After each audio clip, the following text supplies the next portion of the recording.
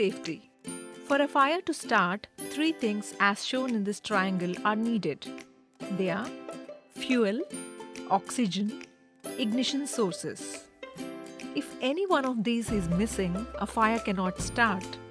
So, taking steps to avoid the three coming together will reduce the chances of a fire happening.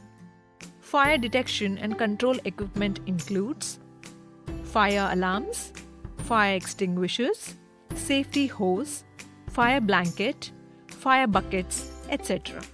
A few general measures that should be kept in mind to prevent large fires are: keep in mind that liquids with low flash points may ignite if they are near heat sources such as hot plates, steam lines, or equipment that might produce a spark or heat. A small laboratory fire is considered to be one that is extinguishable within 1 to 2 minutes. The appropriate action to take is to cover the fire with an inverted beaker or wet paper towels. If this fails, use a fire extinguisher. Laboratories should have the appropriate class of extinguisher for the fire hazards in the laboratory. In general, a Class BC or Class ABC extinguisher is appropriate. We will discuss these types shortly. Fire extinguishers must be inspected annually and replaced as needed. Laboratory personnel should be trained on the various classes of fires and basic fire extinguisher use in annual laboratory safety and hazardous waste management training. All exits must be marked with fire exit signs which glow in the dark. Fire extinguishing methods. Fires can be extinguished in one of 4 ways. By cooling, water is used to cool the burning material below the temperature at which it starts to burn. By smothering, carbon dioxide or foaming agents or dry chemical extinguishers are used to smother the burning material so that the air is excluded. By removing the fuel, this is usually very difficult to do. An example is turning off a fuel line. By disrupting the chemical chain reaction or interrupting the flame. Dry chemicals or halon are used to do this. Types of extinguishers. Extinguishers are available for use on one or more classes of fire depending on the extinguishing agent they contain. Example, water, chemicals. Fire extinguishers are rated as A, B, C, or D, or combinations of A, B, C, and D. Now let's see the chart below. Fuel sources, class of fire, type of extinguisher. Fuel sources. Ordinary combustibles. Example, trash, wood, paper, cloth. The class of fire is A. Type of extinguisher, that is the extinguishing agents, are water, chemical foam, dry chemical. Fuel source of flammable liquids, example, oils, grease, tar, gasoline, paints, thinners. Its class of fire is B. The type of extinguisher, carbon dioxide, that is CO2, dry chemical, aqueous film forming foam. Fuel source, electricity, example, live electrical equipment. Its class of fire is C.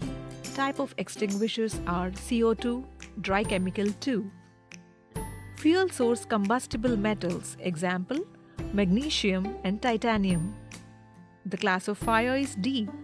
The type of extinguisher, dry powder, suitable for the specific combustible metal involved. Selection. Using the wrong extinguisher to fight a fire can have serious results. For example, if a water-based extinguisher is used on a flammable liquid fire, Class B fire, the fire may flare up, spread, and cause personal injury to the user and others. Similarly, if a water-based extinguisher is used to fight a fire in or near electrical equipment, Class C fire, the user could suffer an electric shock. Follow these steps in selecting extinguishers for your workplace. Conduct an assessment to identify your fire hazards and determine the type of extinguishers needed. The extinguishers you select must match the classes of fire most likely to occur. A good way of doing this is by checking the material safety data sheets of all chemicals used in your lab to identify materials that could catch fire. Determine the size of potential fires in each area and how fast they could spread. Extinguishers for Class A and Class B fires are rated for the size of fire they can handle. This rating appears on the label and is expressed as a number from 1 to 40 for Class A fire and 1 to 640 for Class B fires. The higher the number, the larger the fire the extinguisher can put out. However, the higher the rating, heavier the extinguisher will be. Extinguishers for Class C fires depend upon such factors as the size of the electrical equipment, how it is constructed, whether it is enclosed, and the nature of the other combustible materials in the area. Agents for Class D fires should be carefully selected based on information in the material safety data sheet and the manufacturer's recommendations. The amount of agent needed depends on the surface area of the metal and its shape and form. Class D fires are the least common type of fires that can occur in a laboratory. Location. Locate extinguishers where they can be readily reached for use while a fire is still small. However, don't locate them where they could be a hazard to employees or where they could get damaged. Look out for missing or discharged or uninspected fire extinguishers. These should be replaced at the earliest by notifying the authorities. Identification. Manufacturers place markings on extinguishers to indicate the class or classes of fire for which they are suitable. To make identification easier in an emergency, consider applying class ratings to wall panels near extinguishers. These markings should be easy to see from a distance of 4.6 meters, that is 15 feet. Now, the symbol A, which is ordinary combustibles, the description. Extinguishers for Class A fires are identified by a triangle containing the letter A. If colored, the triangle is green. To prevent fires, keep storage and working areas free of trash. Place oily racks in covered containers. Symbol for flammable liquids. Description. Extinguishers for Class B fires are identified by a square containing the letter B. If colored, the square is red. To prevent fires, don't refuel gasoline-powered equipment in a confined space in the presence of an open flame or while the equipment is hot. Keep flammable liquids stored in a tightly closed container and away from spark-producing sources. Symbol for electrical equipment. Description. Extinguishers for Class C fires are identified by a circle containing the letter C. If colored, the circle is blue. To prevent fires, use flammable liquids only in well-ventilated areas. Never install a fuse rated higher than specified for the circuit. Investigate any appliance or electrical equipment that smells strange. Unusual odors can be the first sign of a potential fire. Symbol for combustible metals. Description. Extinguishers for Class D fires are identified by a star containing the letter D. If colored, the star is yellow. To prevent fires, utility lights should always have some type of wire guard over them. Knowledge of the properties of the metals and using good judgment and common sense will assist you in controlling or avoiding potential fires or reactions. Use of fire extinguishers and stages of emergency action plan. Fire extinguishers are designed to put out or control small fires. A small fire, if not checked immediately, will soon spread out of control. Memory aids. A few mnemonics to remember when there is a fire in your area is RACE, R-A-C-E. Rescue anyone in immediate danger of the fire. Alarm. Shout or activate the nearest fire alarm pull station and call the emergency number. The fire alarm will ring on the fire floor and throughout the building. Confine the fire by closing doors to the fire. Do not lock. Evacuate to an area of refuge and extinguish the fire if possible. When a fire is reported on your floor, everyone is required to evacuate the area either through a set of fire doors on your floor or via the stairs downward at least 2 floors to a safe area or to the outside. Never go up unless you are below grade or down to an area below grade. Do not use elevators. If you fight a fire, remember the word PASS, P-A-S-S, that is pull, aim, squeeze, sweep. Pull the pin. Some extinguishers require releasing a locking latch, pressing a puncture lever or other motion. Aim low, pointing the extinguisher nozzle or its horn or hose at the base of the fire. Squeeze the handle. This releases the extinguishing agent. Sweep from side to side at the base of the fire until it appears to be out. Watch the fire area in case fire breaks out again and repeat the use of extinguisher if necessary.